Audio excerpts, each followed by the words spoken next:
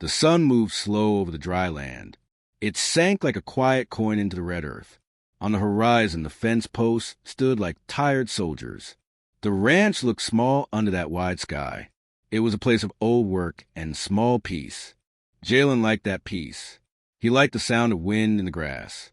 He liked the sleep that came after a long day. He liked the simple things, a warm cup, a soft blanket, the creak of a gate. Jalen was an old man now. His hair was white at the temples.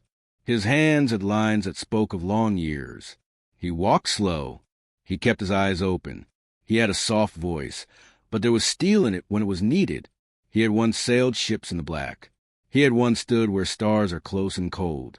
He had buried friends and learned how to live with loss. He left those days behind. He came here to forget. He came here for quiet.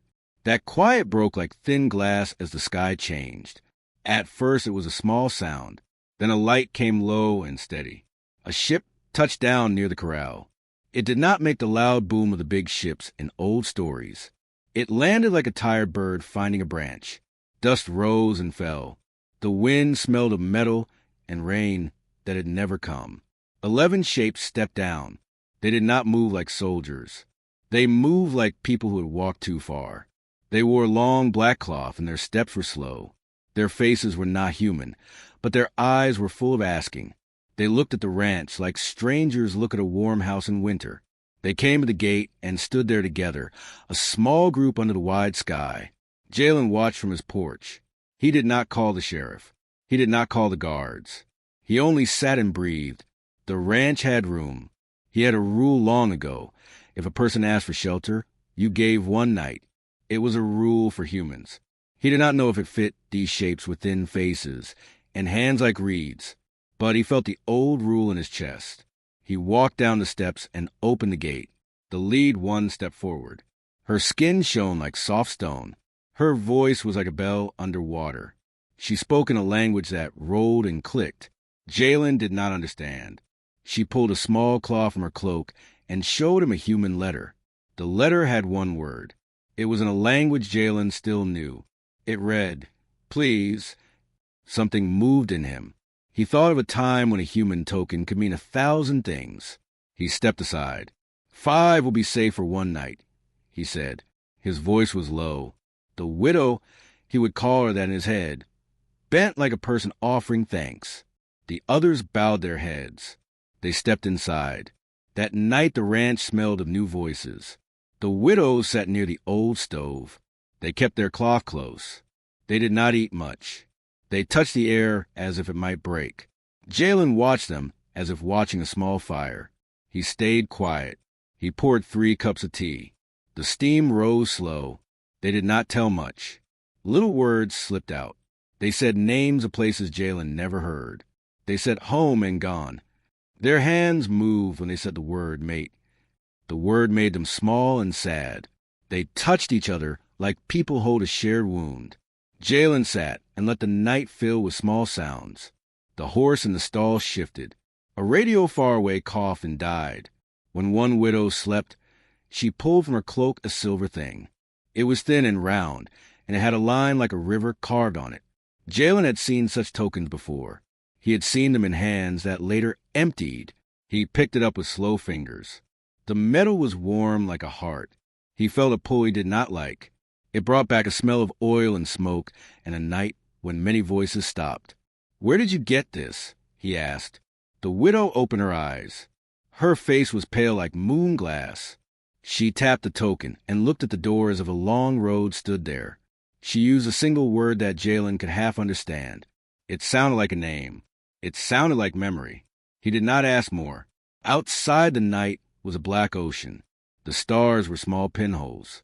From the road came a far light, small and moving. It passed slow like a tired eye. Jalen went to the window. The light was not a star. It was a small ship far off the road.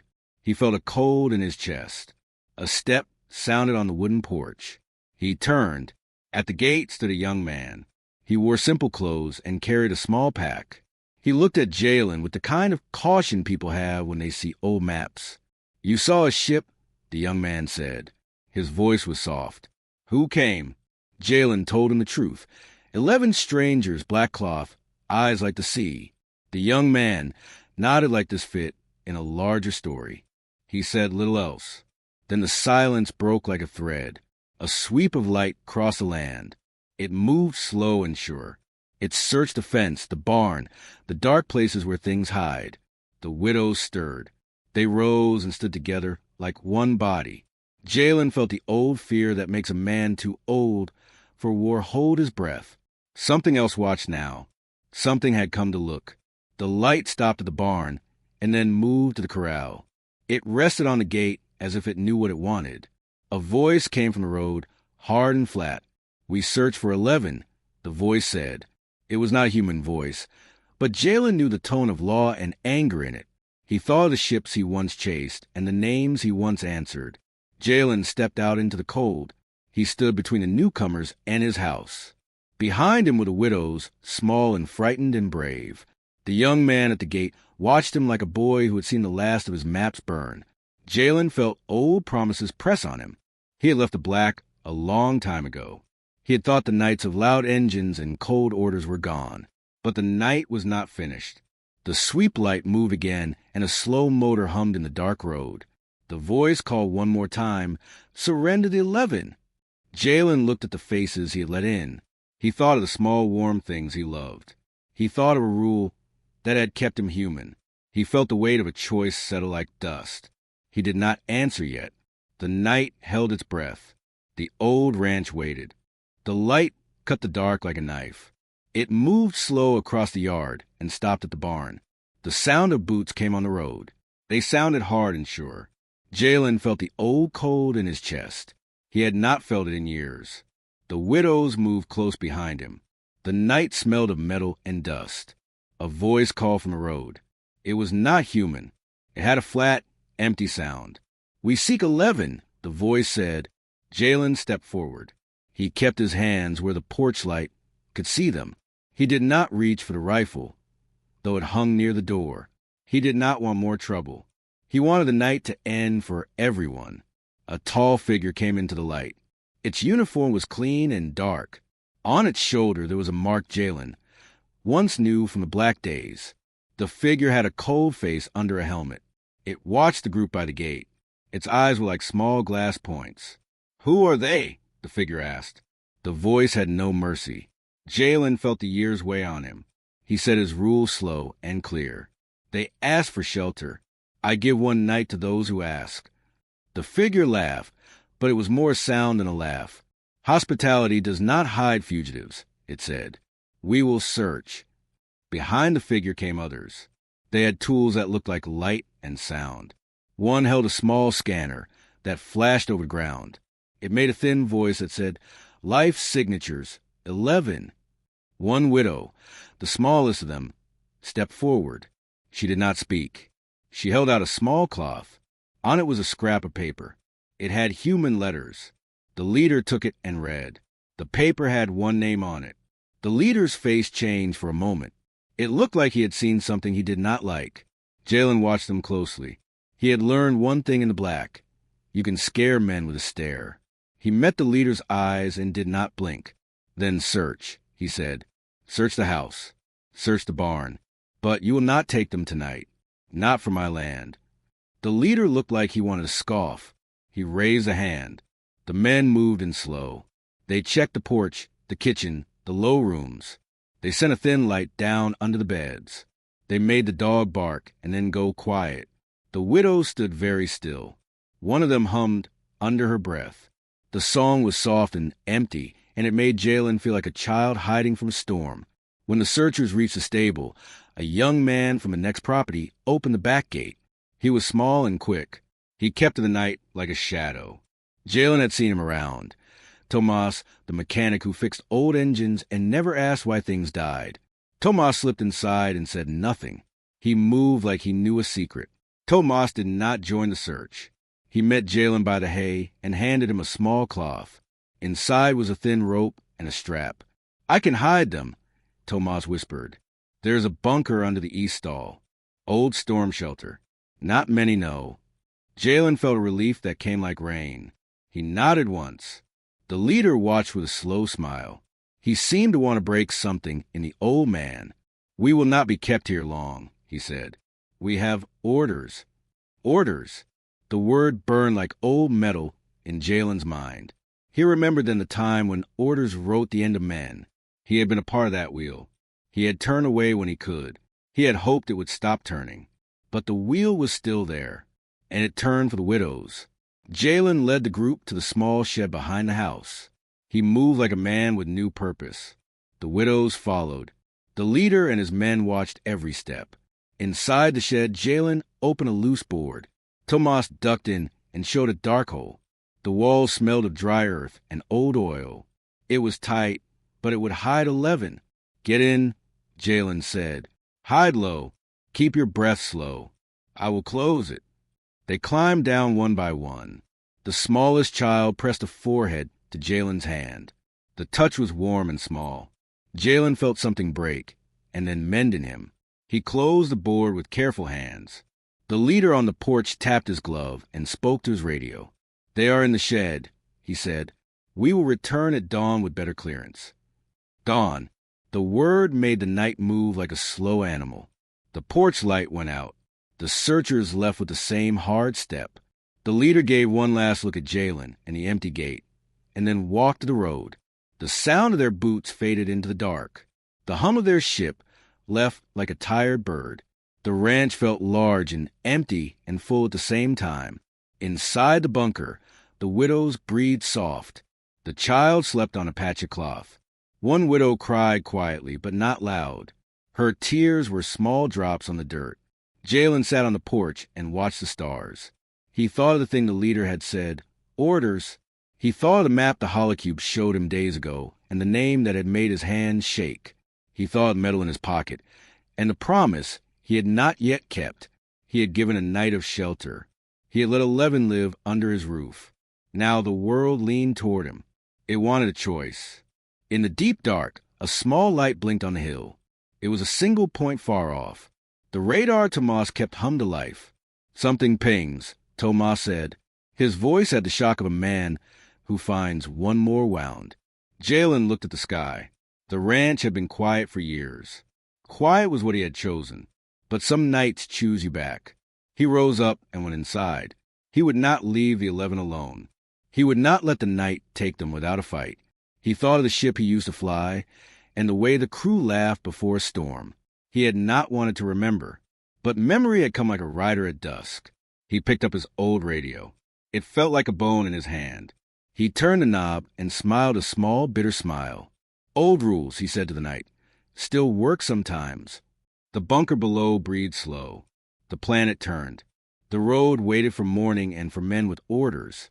Jalen sat and listened to the small sounds. The wind on the fence, the low sleep of the horses, the breath of 11 lives under his land. The night held them all like a secret. The dawn would bring boots. The dawn would bring a choice. And the choice was his. The holocube sat on the kitchen table like a small sleeping thing. It glowed soft blue and showed lines and lights that moved like fish. Jalen stared at it with hands that trembled a little. He had not touched a holocube in a long time. He turned it with slow fingers. The map on it shifted, a bright that blinked near a mark he knew too well, the old fleet sign. His breath came quick. He had been young then. He had been loud and sure. The sign had been on his shoulder, like a badge of fire. He had believed in orders and in right. He had also believed he could keep people safe. The memory of that promise lived in him like a scar. The scar burned now. The widows watched him without sound. One with soft skin and slow eyes touched the holocube. Her fingers moved like a memory. She said a word from her world. It was a short sound that held respect. Jalen heard meaning in it. He felt small and large at the same time. He was not only an old man on a ranch. He had been a captain once. He told them a bit. He kept his voice low. He did not tell everything. He did not like songs that made a man a hero. He only said facts. "I flew with the Argos," he said. The widows looked at him like he was a moon. One of them whispered a name that matched the holocube. Tears came like rain. He said what he could in short lines. He spoke of a night when the sky turned black with guns. He spoke of a choice that ended badly. He spoke of a time when he let a ship go because he thought safety was better than fire. The words were heavy. The widows listened and folded their hands. They touched each other when he said the names. He felt their grief like a tide. After he spoke, a quiet plan began to form. The holocube showed routes and small ports. It showed a human relay that could reach friendly ships if the code was right. The widows wanted a way out. They wanted to send a map and a plea to a human squadron. Jalen said he could try. His hands shook, but he had not forgotten how to work old comms. He walked to the hangar and pulled a cloth from a covered hull. The craft under the cloth was small. It was not a warship. It was an old launch with places for 3. It had dust and spider lines. Jalen ran his hand along the metal and tasted oil in the air. He felt like a man who finds an old friend in a quiet room. The widows gathered close. One of them, the one with the child, spoke softly. "We ask nothing but the road," she said. Her voice was a small bell. Jalen fixed the launch with slow, sure moves. Tomas helped. The young mechanic had a way with engines. He smiled like a man who liked old things that still worked. They put a new battery in and checked the comm dish. The holocube hummed a little and then showed a small green light. It was ready to send. But trouble does not wait for plans. A soft sound came from the road. Not loud, but wrong sound. Jalen froze. He stepped outside. The rails of the fence were still warm from the sun. In the distance, a shadow moved like a man bending to hide. Jalen called no name. He did not need to. The widows tightened like a knot. The first fight was quick and ugly. Bounty hunters came in small numbers. They had no right uniforms. They had guns that hissed like angry snakes. Jalen felt the old rhythm rise in him. He did not want blood. He wanted to move people to safety. He shouted and pointed and used the land like a tool. Tomas set a small trap with old wiring. The hunters fell for it and cursed. The widows surprised them. One made a strange sound, and the hunters flinched like children hearing thunder. Their sensors confused, and they stumbled. The fight did not last long. The hunters were greedy and not patient. They wanted quick money, not a long war. They left with curses and empty hands. The ranch smelled of smoke and oil. Jalen sat on the porch, and his hands shook less. He had moved like a captain. His body remembered commands. The widows helped the wounded and told soft tales to the child to keep her from crying. After the fight, one widow dug under the hay in the barn. She found a small metal patch, a microtransponder. It was dirty and warm. Jalen held it like a heart. The device blinked and then made a small tone. The sound was like a warning. "Do not touch," Tomas said. He reached for the transponder, and the light on it changed. A tone began, steady and thin. It sent a small burst into the sky. The holocube lit up.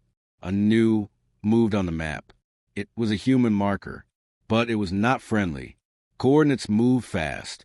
The transponder was a beacon. It called out. Jalen felt the old cold open in his chest. He had not wanted this. He had hoped to whisper into the dark and wait for a kind answer. Now something had heard. The marker on the holocube shifted to a human ship far off. It was closing. The widow with the child put her hand on Jalen's arm. Her touch was small and fierce. "We must go," she said in the lilt of her own language. Her eyes were like a man holding a rope over a cliff. Jalen nodded. He felt a strange pride. He had not wanted to lead again, but he could not let 11 die because he had chosen quiet. They prepared to leave. The launch would carry some. Others would go by hidden convoy. The holocube made a list of save points. Tomas mapped the roads. The widows wrapped their heads and packed light. Jalen put the metal into his pocket, the one he kept for no one to see. It was heavy like truth. As they moved, a sound came across the field. A deep beat in the sky. Jalen looked up. A small human Corvette rose like a slow bird from the distant road. Its shape was not enemy. It bore a mark he had not seen in years, but his heart knew the cut. The Corvette sent a short hail in a code no longer often used. The holocube answered. Jalen spoke into the radio with a voice that mixed fear and hope. A voice answered him back, young and sharp. "This is the Dawson," it said. "We received a weak beacon. Identify yourself. The voice made Jalen's hand steady like iron. He told the truth. Names lost as the 11. The voice on the radio did not judge. It said, "We are en route. Hold position." Jalen breathed at once. Relief and worry mixed in him. The Corvette coming was hope. But the transponder call had also sent a long, dark shadow farther out. The holocube showed another mark, a larger ship, moving fast from a place with no mercy. Jalen looked at the widows. He looked at Tomas. He looked at the child sleeping in a blanket. They had a small hour. The launch sat like a small promise in the hangar. The world held its breath. Jalen thought of ships and of fields. He thought of the price of saving a life. He climbed into the launch and tested the engines. The night smelled of oil and hope. When the launch door closed, the holocube blinked once more. The map flashed a message. Incoming fleet in 8 jumps. Jalen gripped the controls. Then he looked back at the house one last time. The widows stood at the gate. Their faces were set. The child waved with a small hand. Jalen answered with his own small wave. The launch rose slow. The ranch fell away like a small island. He thought of the scar on his chest and the name he could not say. He thought of promises he had not kept. He thought of new ones he would try to keep. Far behind, under the earth, the 11 lungs breathed with Jalen's memory in them. Ahead, the stars waited with fire in them. The sky broke open with a small sound like a throat clearing. Far on the road, engines answered the transponder. A human Corvette slid above the fields. It moved slow and sure, not like a warship hunting, but like a ship that remembers old friends. Light fell on the fence. The widows stood at the gate with their cloth wrapped tight. Jalen felt the old cold and a new heat at the same time. The Corvette landed in a flat place behind the ranch. Dust rose and then fell like tired snow. A ramp came down. A woman in a simple uniform walked out. She was young. Her shoulders held command, but they did not hold anger. Her eyes were quick like a man who reads a map fast. Jalen guessed her rank before she spoke. She did not wear many medals. She wore a small, clean badge that said she cared for truth more than fame. "Captain Mira Reyes," she said, and her voice had a small crack of tiredness. "We picked up a weak beacon and a distress call. Identify yourself." Jalen stepped forward. He felt his old bones straighten. He told the truth in short words. He gave names, numbers, and the story of the night. Captain Reyes listened without much change on her face. She looked at the widows like a judge might look at people with heavy coin. Then she looked at the child. Her face changed soft. "We will help," she said after a long beat. "But help must be clear." She walked through the yard and spoke with Tomas. She checked the launch and the holocube. She asked one short question that made Jalen's chest pull. "Did you call for reinforcements?" "No," Jalen said. He felt both pride and shame. "I sent a weak call. I did not want war." Reyes nodded. "Sometimes it is the small calls that bring the loudest noise," she said. She met the widows then. They spoke in low voices. She watched them with steady eyes and little soft smiles. She heard the names of lost mates and the small, brave fact of hard lives. The widows told her how human hands once saved their worlds. They showed her the tokens and the scars. Captain Reyes touched one token with careful fingers. She did not ask why humans should care. She already knew what the token meant. News moves faster now than a river. A weak message from a holocube found an old relay, and then a new relay. In a place with many rooms and many men, someone heard the call. The feed reached a cold hall where decisions are made. Men in dark chairs watched the map and frowned. The signal had a human mark in a lonely place. They did not like it. By the time the Corvette refueled, a message came down in the clear voice of a command server. The voice was flat and loud. It asked for the widows by a name Jalen had not heard. It asked for the 11 to be handed over. The message moved like iron through the air. Captain Reyes listened and then looked at Jalen. Her jaw tightened. "We cannot hand them over," she said simple. "They are under our protection while we decide." A rustle in the field told Jalen the world had moved a little. Men with higher rank were already tracing the beacon. They would send ships. They would write strong words. Reyes turned to Jalen and Tomas. "We will move the 11 to the Corvette," she said. "They will be safer on my ship than on a farm. We will not make a parade of them." The widows packed the small things they kept. They wrapped the child and stepped into a quiet line. Jalen watched their faces, and his chest felt both pain and clean water. He had brought them shelter. Now they would leave with more arms to protect them. He felt the old memory of the crew who left in better days, leaving hope like a small candle behind. But safety lives on thin ice. While Captain Reyes made careful calls and set a watch on the horizon, someone from the relay published a leak. A feed that should have been closed went out to the public nets. Pictures of the Corvette above a quiet ranch, a list of names, and a claim that the widows were fugitives moved like a small fire through a dry forest. Voices in the net flamed up with anger. Old rivals spoke loud. Merchants said the widows should be returned. Militias called for blood. The leak had a taste of power. Then the broadcast came. It was not just a leak. It was a direct voice from a place of authority, cold and empty. The message had little feeling. It said, "Surrender the 11 or Earth will burn." The words fell on the ranch like a stone. The child behind the widows pulled a small cloth to her mouth. Tomas swore behind his breath. Captain Reyes' face turned like iron. She put a hand on Jalen's shoulder, quick and hard, and then stepped back. Her eyes were a court and a promise both. Jalen felt the weight of the words. Earth would burn. It was not a small threat. It was a name for the worst choice. He thought of the fields, the fence posts, the small wooden chairs by the door. He thought of the mates who were dead, and the small joys that make life.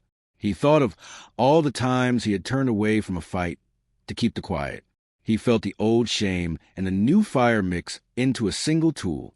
Captain Reyes walked close and asked, not loud, but with hard, honest force, "Do you have a plan to make them stop?" The night waited on that question. The wind did not move. The horses in the stable breathed and were still. The widows turned their heads and looked at Jalen like people look at the man who holds a key.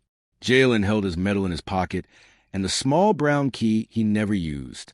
He had thought long of staying buried in the quiet. He had chosen shelter for strangers when the world was kinder to the safe. Now the world had called him back. He looked at Captain Reyes and at the 11 faces. He thought of a route on the holocube, of Tomas with grease on his hands, of the slow rising of the Corvette. He felt the old captain in him wake, like a horse at dawn. He did not answer right away. The sound of the command voice still hummed in the air. The choice waited like a drawn bow. The camera of the net would show the farm in minutes. Men far away would count hours and decide. Jalen's voice came out small and rough. He said, "I will not hand them over, but I will not start war either. Tell me what you need me to do." He put his hand on the gate, as if that small wood could hold the world. Captain Reyes watched him with a look that asked more than technical plans.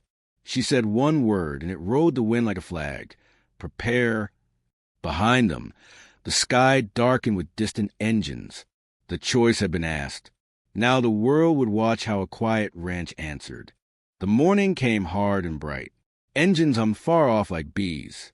The Corvette waited behind the fence, its hull clean and quiet. Captain Reyes moved with purpose. Jalen felt the old steady beat in his chest. He had made a choice. He would not hand over the 11. He would not let Earth burn. They made a plan that used what the ranch had. Narrow gullies, low hills, old fence lines, and a road that forced big ships to slow. Tomas and 2 neighbors read the map with quick eyes. They knew every rut and hidden dip. Captain Reyes watched and nodded. The widows worked with calm hands. They made small decoys of cloth and metal, and they sang low songs that had sound signatures in ways Jalen did not yet understand. The child laughed once when a decoy looked like a small animal.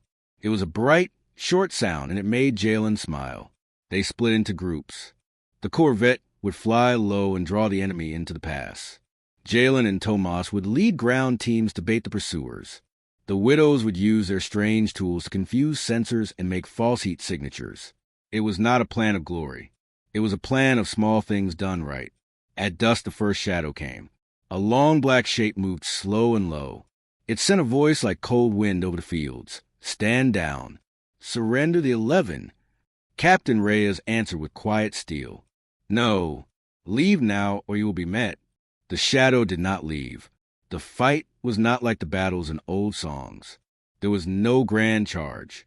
It was a tight, clever fight that used a land like a hand. Jalen sat in a small hide and watched through a scope. He felt a calm he had not felt in years. He gave short orders. Left flank, move the decoy. Now! Tomas and the neighbors made engines cough and throw dust. The enemy's ship tried to scan the field, but the widow's chance shifted the readings. The big ship sent down scouts. The scouts found traps. They found empty roads. They found smoke marks that told them the humans left long ago. When the enemy tried to push through the narrow pass, the corvette struck. It came from above like a clean blade. It did not charge with noise. It moved with accuracy. Small charges hit the engines of the enemy's lead craft. It bucked and slowed. Jalen heard the change in the air. The hunters cursed. They had weight and numbers, but not the land, and not the human will time with the widow's tricks. A short, sharp battle followed. It was messy and fast. Tomas blew an old barn wall at the right moment, and the lead vehicle rolled into the ditch. The widows used wires and metal mirrors to fry a sensor bank. The enemy tried to pull back. The corvette hit again, and this time the strike was clean. The big ship lost its nerve and turned. It left with engines smoking and messages of defeat. When the dust cleared, the field smelled like hot metal and wet earth. Men from 3 nearby settlements came out to watch. Some came with hard eyes. Others stood with mouths open. Captain Reyes walked to the wreck and did not cheer. She helped fetch the wounded and hand water to the children. Jalen felt the tiredness push on his bones, but also a small pride that warmed him like a new fire. After the fight, a small council came to the ranch. Leaders from nearby systems asked why humans had come to a farm to save strangers. Some were angry. They said humans had no right to pick fights. Some were ashamed because they had stayed quiet when similar things had happened elsewhere. The widow spoke in a voice that sounded like a slow wind. They told raw stories of lost mates, of planets burned, of favors returned in small acts.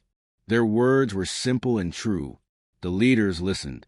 A few heads bowed. The corvette stayed for a short time. Its captain wrote messages and gave warnings. She promised to create a small safe zone. She promised more help would come. The widows chose to stay at the ranch.